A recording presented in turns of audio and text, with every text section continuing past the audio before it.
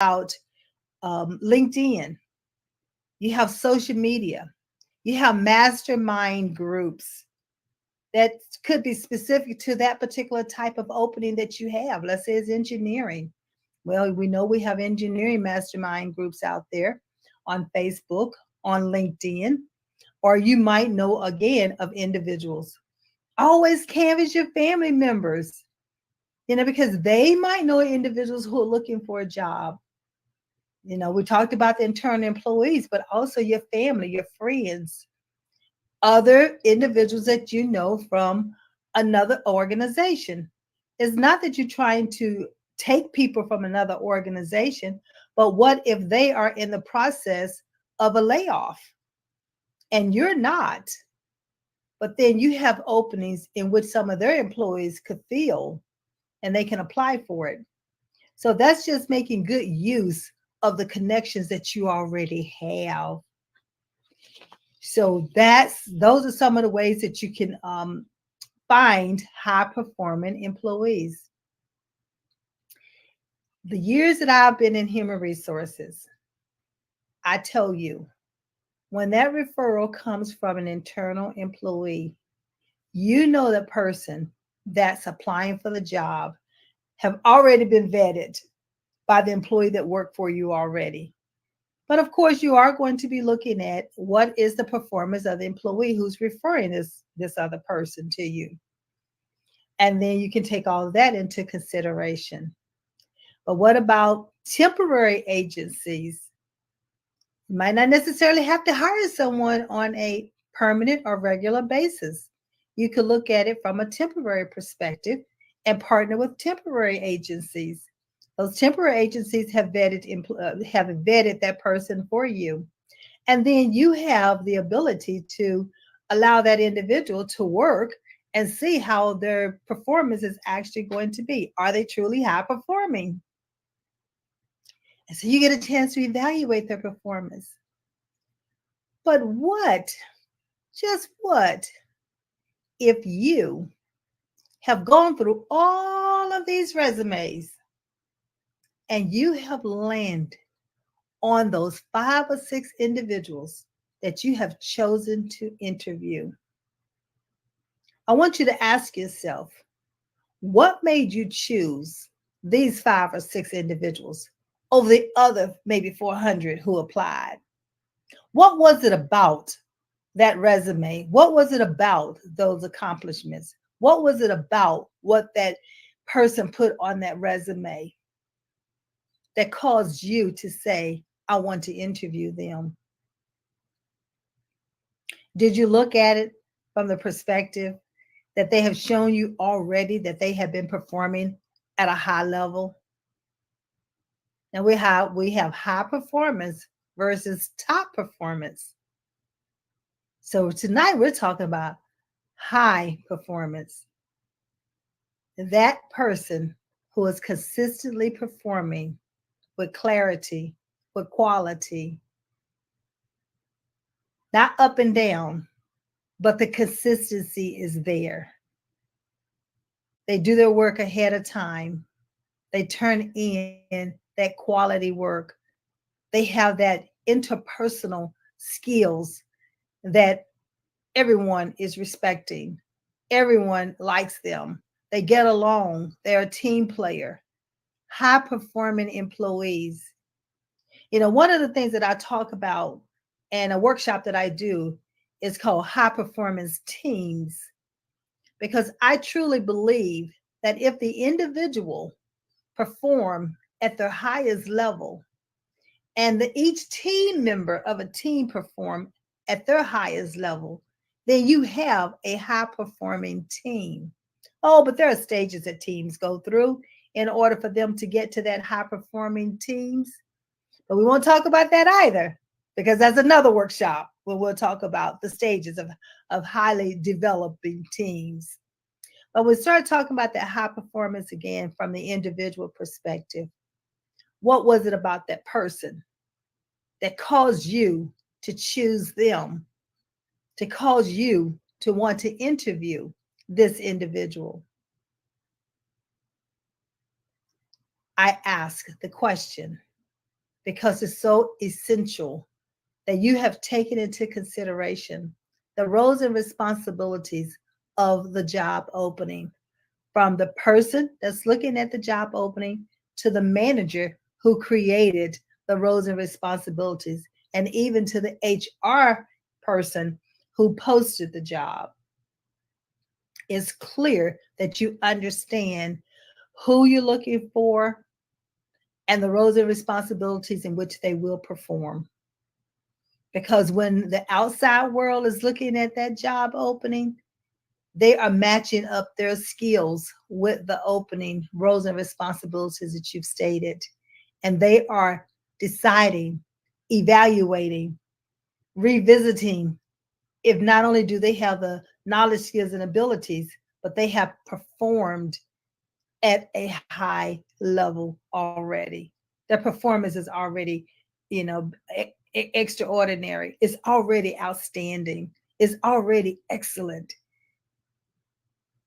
And it also brings me to, if you hired the person after you interview them. But before that, I want to talk a little bit about when you're interviewing individuals. How are you going to determine if they are high performing individuals right then and there as you're interviewing them? But there is something that's called behavioral based interview questions.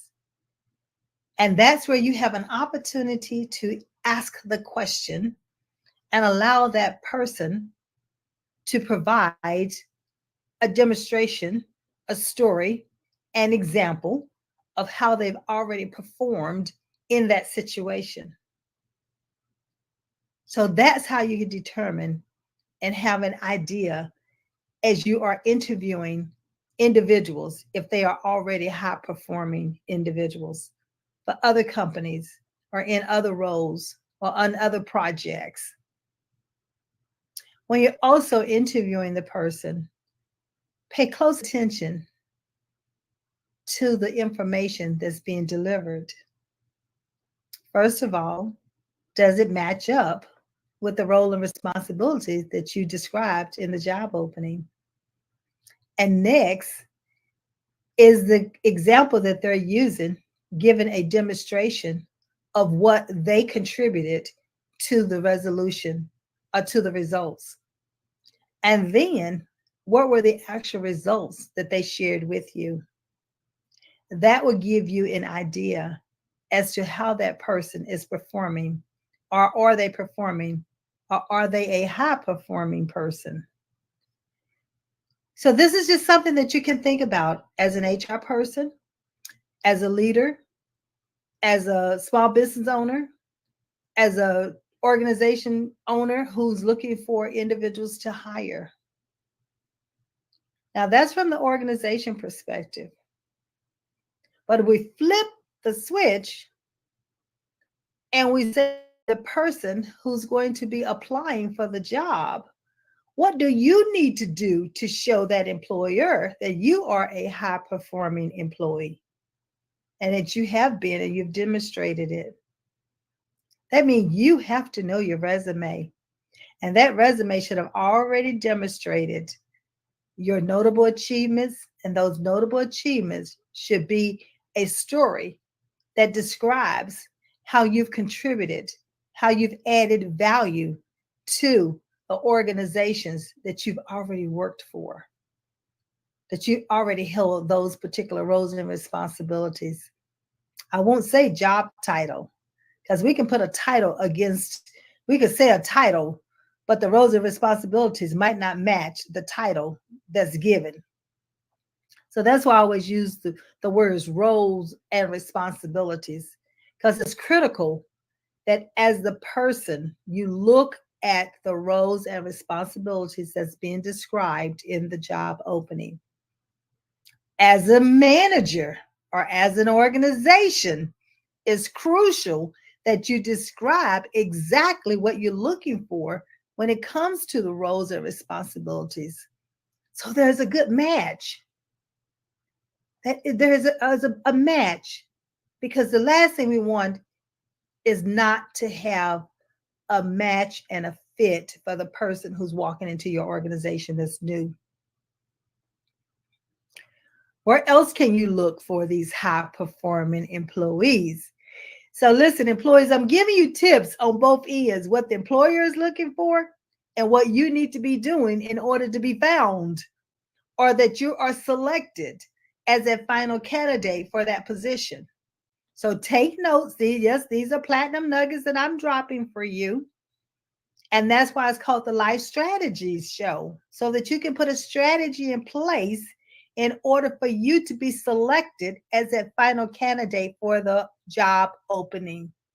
But you have to understand how to position yourself so that the employee can see you as at high performance, as high performing, as a high performer once you're hired. So you have to continue to do what you say you can do.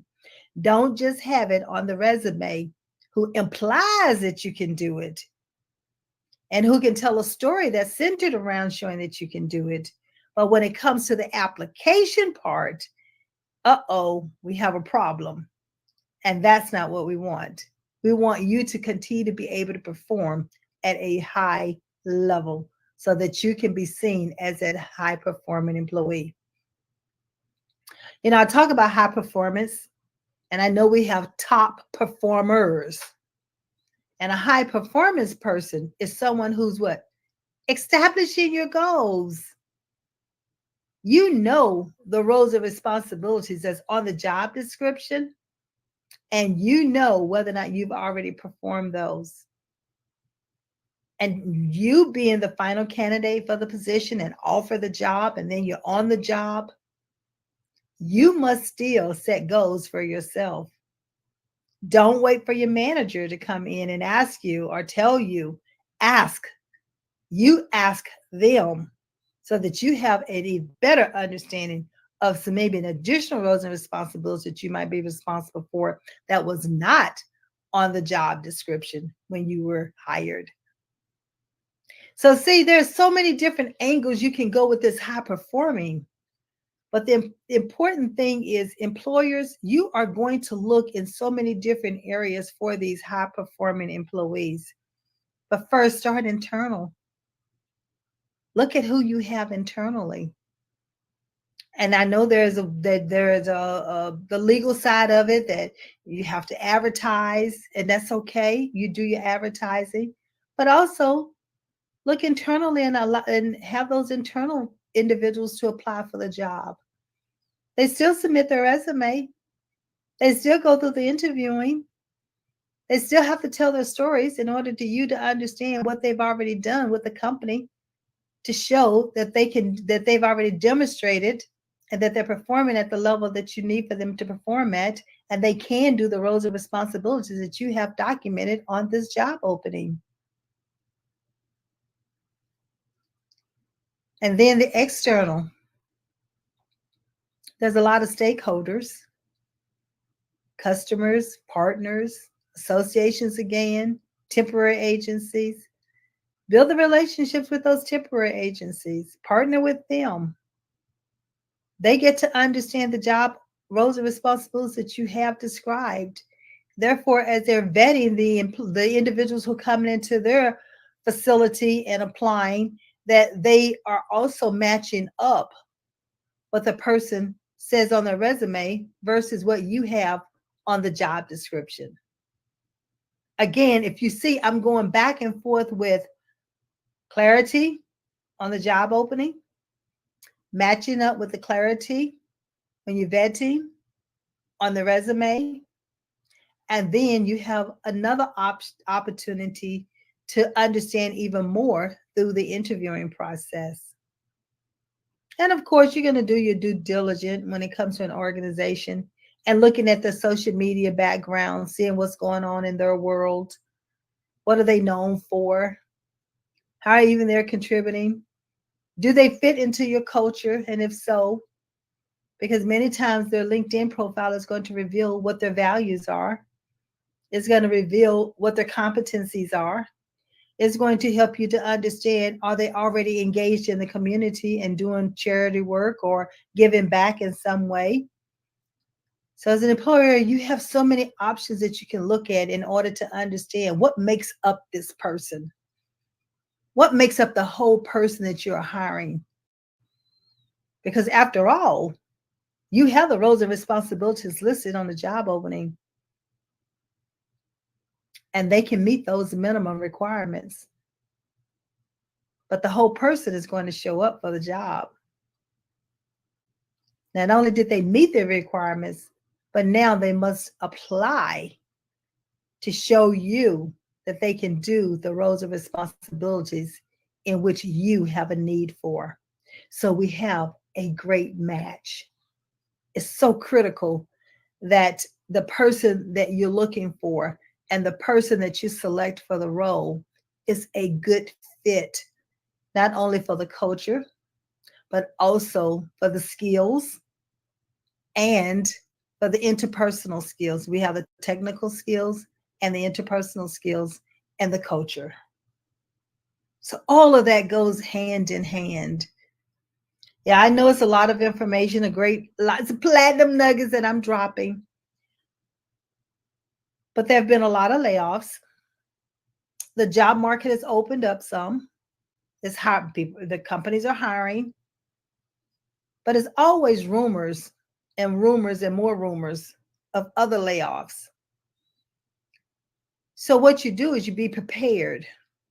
Always be prepared. Prepare, prepare, prepare. I cannot stress that enough. That means keeping that resume up to date so that you are demonstrating that you are the high performing employee. Once a hiring manager or HR or whomever it is come across your resume, and they can come across your resume in several ways. You can submit it. Your LinkedIn profile should be a representation of your resume. A friend might submit your name. The internal person might submit your name, or they might just come across it, through conversations with someone that you shared your resume with. So you never know how you are going to be found. Because after all, this is what you want. You want it to be a great match. You want it to be a great match. So as the 50, gosh, the 4+ decades that I have in human resources, yes, I've seen lots of things that come across through resumes and through interviewing and through individuals who are selected for the job but couldn't perform the activities. They could not perform the roles and responsibilities of what they said they could do. So it's no longer where you can fake it to make it. You have to be able to demonstrate. Let me see if I have any comments. Not yet, not yet, not yet, not yet. But go on, write some comments and let me know if you have any. So the other thing about high performing employees, they have certain habits. We talked about the clarity. They're going to ask for clarity. Even during the interview, they're going to ask for clarity. They're going to seek out maybe who the interviewer is going to be for that particular role. They are going to bring a lot of energy to the table because they're already excited about what it is that they do. You can see the passion already written across their face. Don't mistake an extrovert or don't even underestimate an introvert. Just because an introvert is not all out, open, because they're not the extrovert, but those introverts have so many great ideas as well, and they can perform even in a quiet manner. And before you know it, they've done 2 or 3 times the work that's needed. So don't underestimate our introverts. The other thing is a high performance habit is that they always continuously want to learn, continuously learning. That high performance person is not that they bounced all over the place with different companies and jobs and stuff like that. Many times because they have that desire to learn. They want to learn more and become that expert at it. They want to be able to contribute and to add value. In order for, to them, they see themselves adding value by learning different things within the organization. They volunteer for a lot of roles, or they volunteer for committees. So they volunteer in order to, because they have an opportunity to show you the skills. Not every skill is going to be seen, or not every ability would be seen just because you hire them for a certain position. But if they volunteer for a committee, then they allow them an opportunity to show you other skills and abilities that they have. Then they demonstrate a lot of courage. They don't mind speaking up, but it's professional, it's thought provoking, is not to be to cause friction. But in other words, what they do is they believe in being a part of the team. What can they do to add value to the team and to the organization? So this is what you're looking for even when you're looking at their resumes. This is what you want to observe even when you're in the interviewing process. These are some of the things that you can look for when it comes to what are some of the habits of a high performance person. Again, I can't stress it enough that look at the resume, look for these clues on the resume, and listen to the stories in which they are telling during the interview. So that's from the organization perspective.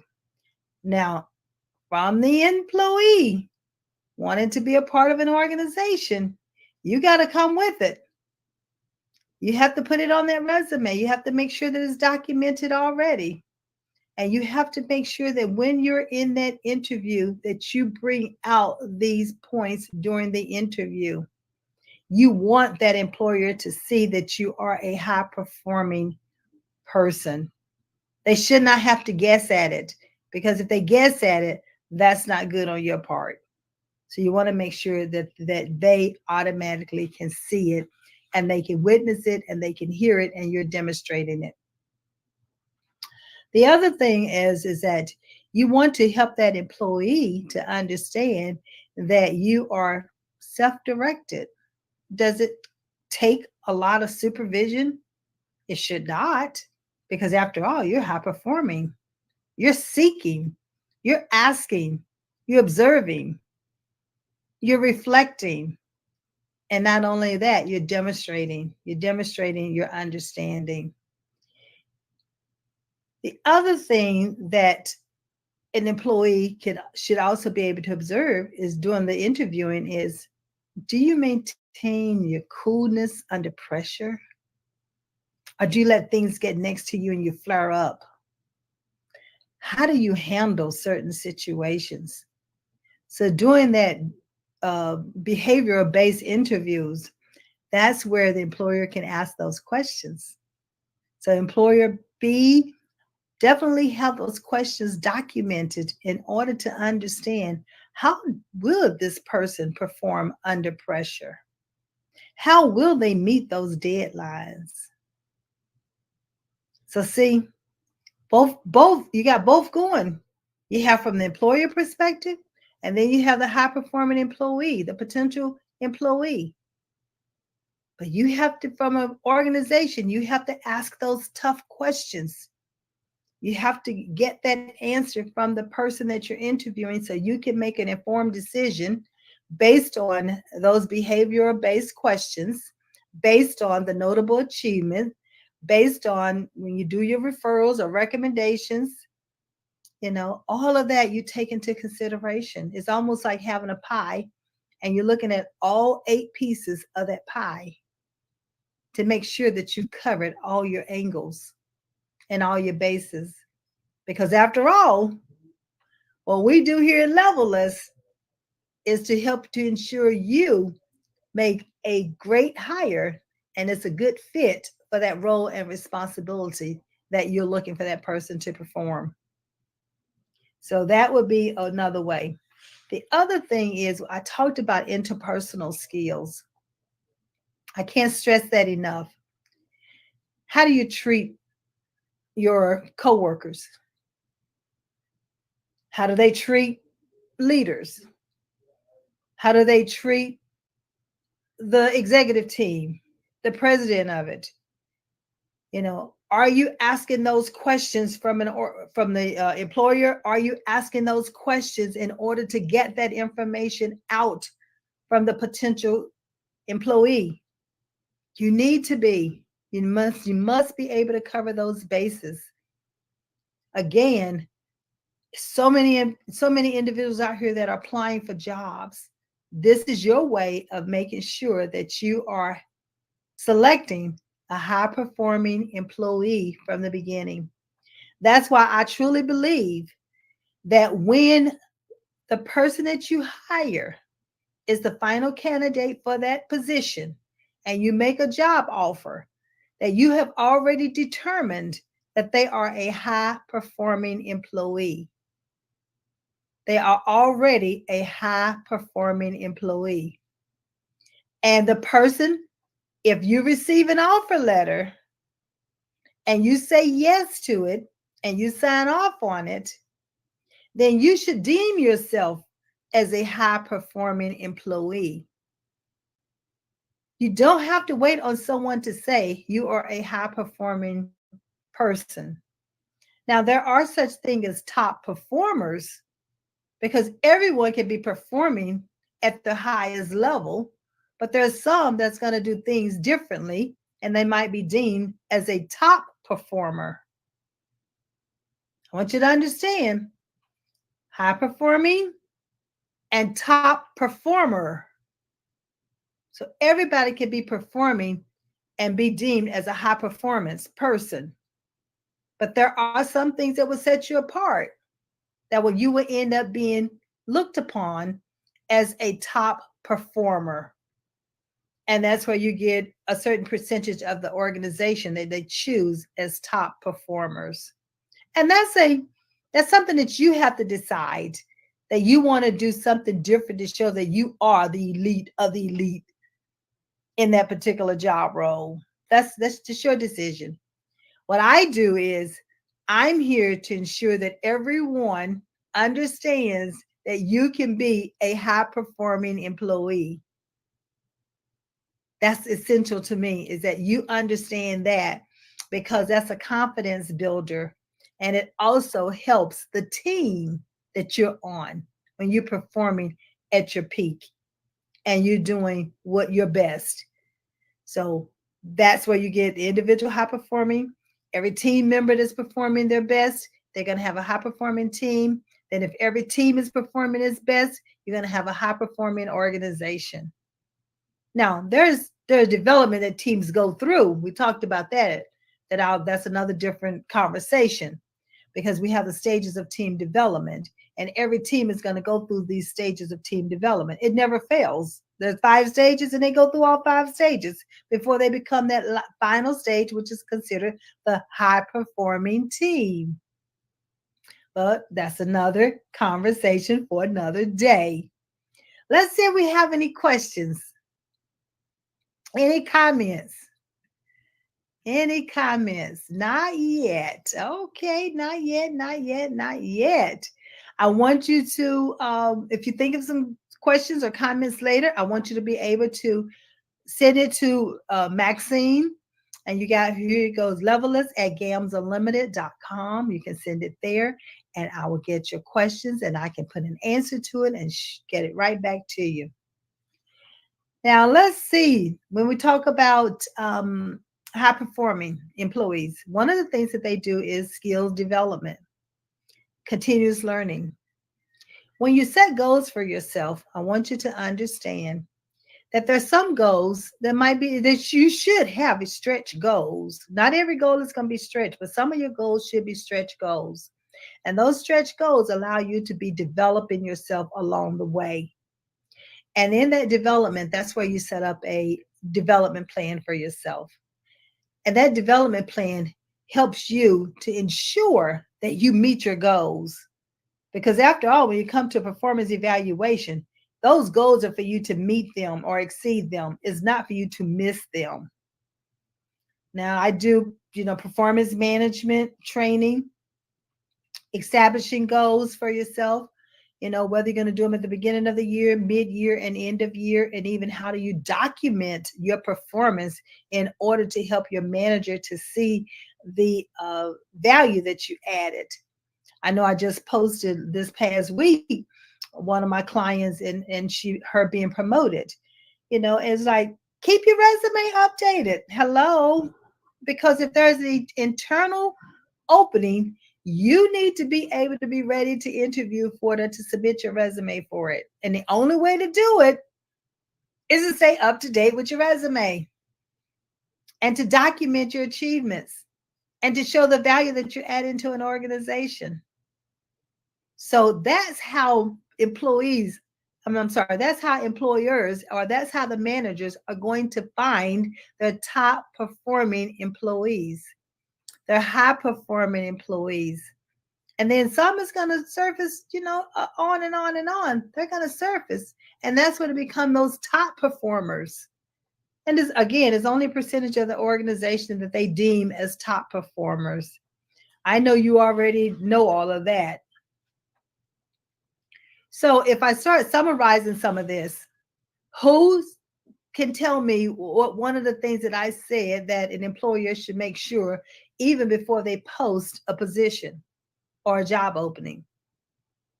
Anyone? Let me see if I'm telling anybody can tell me. Not yet? Okay. All right. I see one person saying yes, that's right. Bring clarity to the roles and the responsibilities. That's correct. Bring clarity. Make sure that it's understood what the roles and responsibilities are for that job opening. That is correct. All right. So what about, you have two candidates. They're the final two. And you have to make a decision as to which one of those you're going to make the job offer to. How are you going to determine that? How are you going to determine it? Is it based on the high performing that they were able to demonstrate on the resume, as well as during the interview, as well as all the other pieces of information that you were able to find out? So candidates, potential candidates, the variables can go on and on and on. What you must do is understand, what's your competitive advantage? Did you bring that out during the interview? Where did you demonstrate it on the resume? Because you have to look at it, it is somewhat of a competition. Because if you don't demonstrate that you stand out and that you can do the roles and responsibilities above and beyond, or the high performing, then you might not be the one that they offer the job to. But if you can, then your chances are greater that you would be part of the pool that they offer the job to. So you have to take all these things into consideration. Does one carry more weight than the other? I would say it depends. It depends on the job opening. It depends on the roles and responsibilities. It depends on the organization. It depends on how many are needed. It depends on the performance that you've demonstrated. So it depends. There are too many variables for me to sit here and tell you it's going to be this, this, and this over one or the other. Because I am not the one that's going to make that final decision.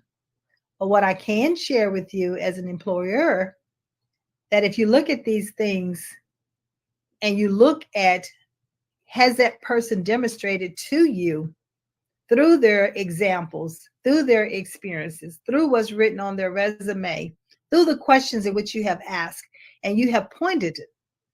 You have specifically designed those questions in order to ensure that that person has and can demonstrate that they can perform the roles and responsibilities is on that job opening. You've taken the time and you've created it. And even if it's a group interview, You still have the questions dispersed among the individuals who are going to be interviewing that person so that you make sure that you have all the areas covered. A skill, yes, a skill can be learned more advanced, but interpersonal skills, social skills, those are from within. That's a part of their DNA. That's a part of their makeup. Yes. So you're going to look at, do they meet the minimum qualifications? And then you're going to look at, what are the priorities for that role and responsibilities as you're making that decision? And of course, the person, your candidate, and you are looking at being the final one that they're going to make the job offer to, you have to prove yourself. You have to show them that you are worthy of them investing in you and making a job offer to you. But don't accept a job knowing that you're not able to perform. That's a disservice to you and is a disservice to the organization, because the cost of a bad hire is very, very expensive from an organizational perspective. Very expensive. And I don't put a dollar amount to it because it depends on the job itself, the position itself. And so if I put a dollar amount to it, it could be incorrect based on the job opening. So I like to know how this has helped. I like to know what you're going to take away from it and do differently. I like to know, employers, where are you going to look for these high performing employees at? Where are you going to look for them at? Internally. Yeah, that's right. One of them is internal. What's another one? Yes, you can put it on the job boards and those individuals can find it. All right. What's another one? Social network. Yes. You have the Facebook groups. You have mastermind groups. You have LinkedIn groups. That is correct. And what about the professional associations? You have, there's so many different professional associations depend on the profession. From, you have the medical, you have the legal, you have the HR, you have the training, you have the engineering, you have the arts, so there's so many different associations that you can use in order to find these high performing employees. And then you have the what else? The job search engines that you can look for. And remember that when it comes to the candidate, you being the final choice, remember that there is such a thing. It's called the ATS, the applicant tracking system that your resume very well could go through. And that could be the first point that the resume does not make it through, because it's important that you match up with what the roles and responsibilities are, that your resume also adheres to it and demonstrates and shows that you have those qualifications. So you have to also be thinking of that. And the other thing you have to be thinking of, I said, was what? Competitive advantage. What's your competitive advantage as to the reason why this company will want to hire you over the other applicants who applied for the position? That's right. You have to have a competitive advantage. Just like a product must have a competitive advantage. When we put our products out there, whether it's a book, whether it's a garment, whether it's something edible, whether it's a gourmet meal, whether it's exercising, it does not matter. It's going to have to demonstrate what's the competitive advantage as to the reason why the consumer will want to purchase this over another product. And it's the same thing when it comes to being hired for at a particular company. It's what sets you apart from everyone else that applied for that position. Know your competitive advantage.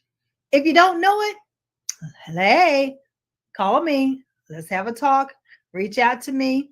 Contact me at the Maxine. You can do, I'm sorry, Maxine Pearl, but you can put it, email me at levelist@gamsunlimited.com. And we can set up a time to talk about what's your competitive advantage, because it's important that you know who you are and you know your competitive advantage, because you must embrace it and you must be able to give stories around it, and you must be able to set yourself apart from the next person. My clients end up coming out there. I told them, I said, when you go in there to interview, you're going to tell your stories and you want them to say, who is that? I want to hire that person. So I'm going to say to you, take that and grab it and use it. Keep it in your mind that when you go in there to, or when you're doing your resume, you want to say, when they read this, I want them to say, who is that? I want to interview that person. And once they interview you, you're going to do the same thing. You're going to show the demonstration, the value that you added, all the things that you've done, the high performing person that you are, how well you get along, you fit into their culture. And then they'll be able to, when you walk out of that room, you want them to be able to say, who was that? I want to hire her. I want to hire him. I want them working for us. I like that. I like their disposition. I like the values that they're bringing, that they brought to their other organization. They can bring them here as well. That's what you want to be able to have them to say when you leave that room. But you have to understand how to articulate it and how to get that competitive advantage across. I'm just reviewing my notes just to make sure that I've covered everything. Um, If you want additional information, I want you to reach out to me at levelist@gamsunlimited.com so that we can have a discussion. You get on my calendar and we can talk about what's your competitive advantage and to ensure that your resume speaks to it, to ensure that once you interview, you're interviewing and you're demonstrating and you're using stories that will show the competitive advantage that you have for that particular role and how well you fit into that organization. I know I've given you a lot of information. I want you to digest it. I want you to think about it. I want you to write it down. I want you to take a sheet of paper, and this is your homework. I want you to take a sheet of paper. I want you to draw a line down the center of the sheet of paper. On one side of it, on the left side, I want you to put high performing, and I want you to tell me the things that you've done from a high performing perspective. On the right side, I want you to talk about your competitive advantage.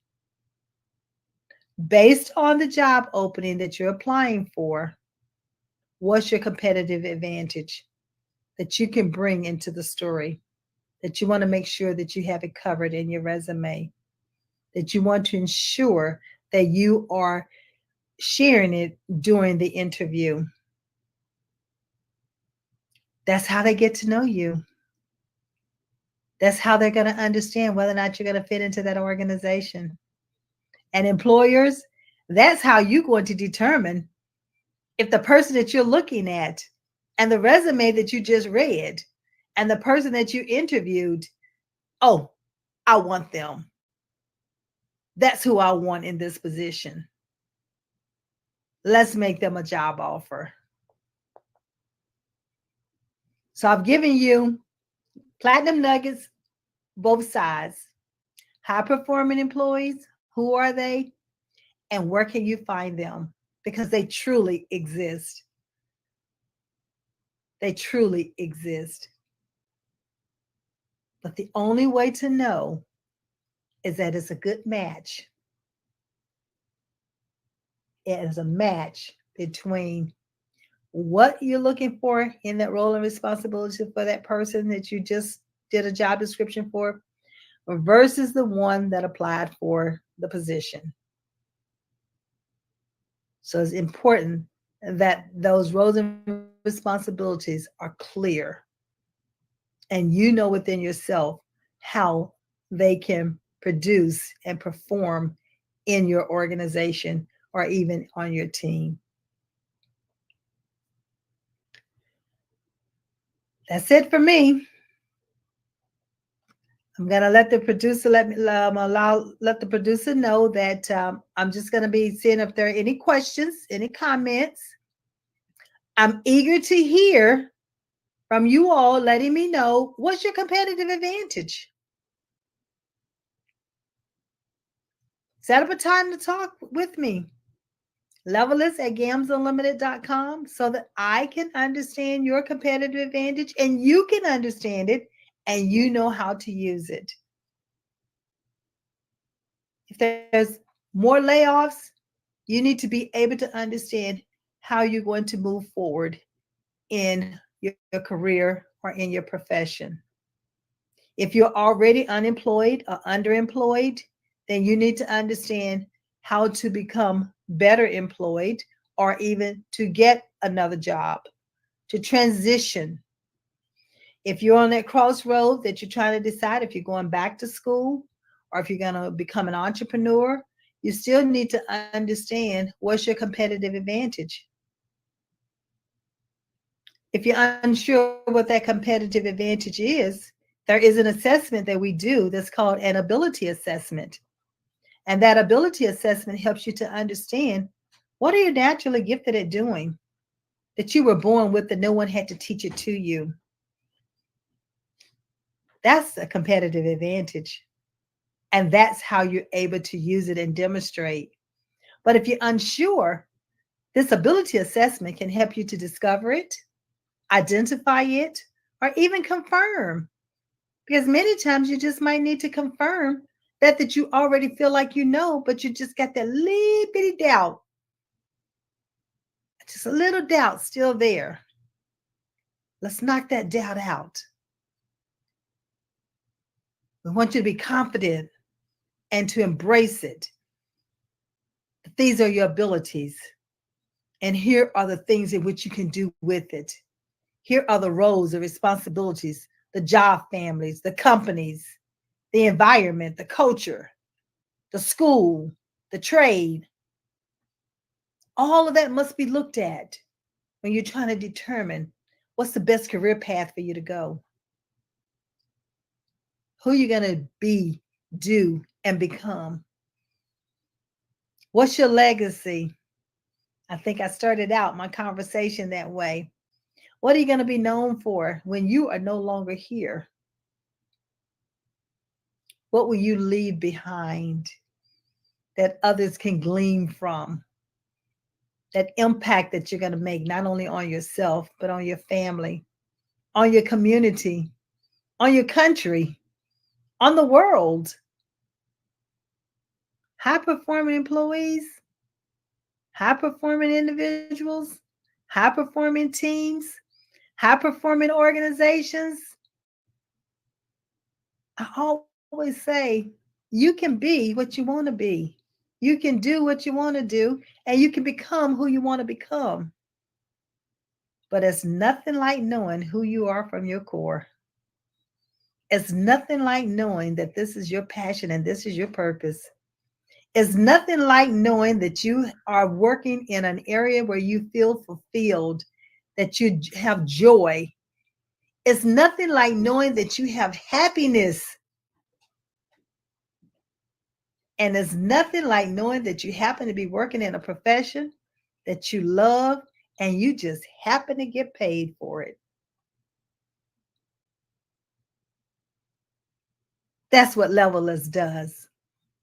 Levelist is all about knowing your worth, advocating for yourself, continually succeeding on your terms because you've defined what success is for you. You have created a strategy and put in place that you're now able to plan against it, execute and implement, and then deliver with excellence. And the last thing I'd like to leave with you this evening is document your performance. Document your experiences. Document your achievements.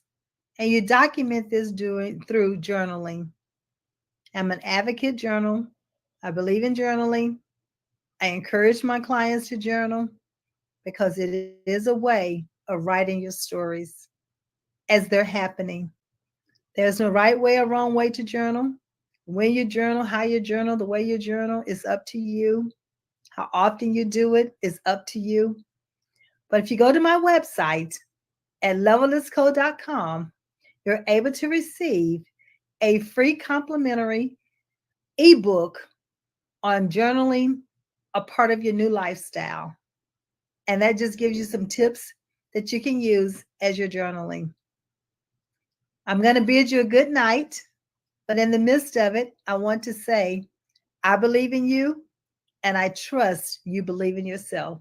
This is Maxine Phillips. See you next week, same time, same station. Have a great evening.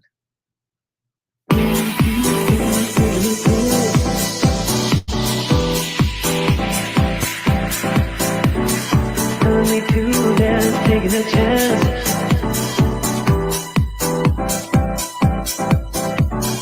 Telling me to dance, taking a chance.